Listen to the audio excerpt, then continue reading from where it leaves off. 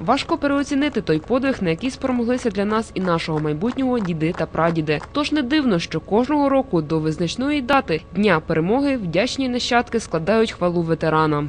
Ми маємо сьогодні скласти велику шану всім ветеранам, тим, хто не повернувся з фронтів, за те, що має можливість сьогодні працювати, жити, творити, кохати, народжувати дітей.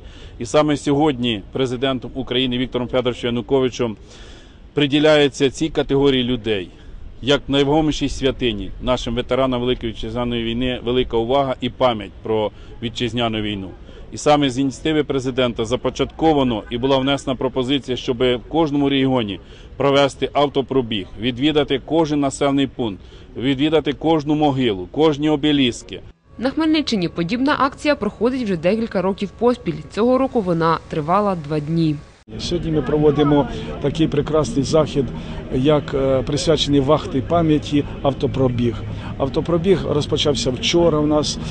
Було задіяно в автопробігі понад 200 автомашин, які роз'їхались з кожного району, по 5-6 машин з кожного району під прапорами, під гаслами. У другий день акції до обласного центру з'їхалися представники усіх районів. Беру участь вже другий рік поспіль в даному автопробігу. Пишаюся даною перемогою, завдячую тим людям, які зараз дали нам ту можливість перебувати на тих місцях, де ми зараз знаходимося. Довести до людей, що перемога – це дала нам сьогодні змогу вільно себе почувати під таким сонячним безхмарним небом. Наші діди, прадіди воювали, здобули перемогу нам над фашистськими загарбниками і хочемо в якості вдячності підтримуємо цей автопробіг. Тетяна Збарш, Андрій Храбуст для інформаційного випуску.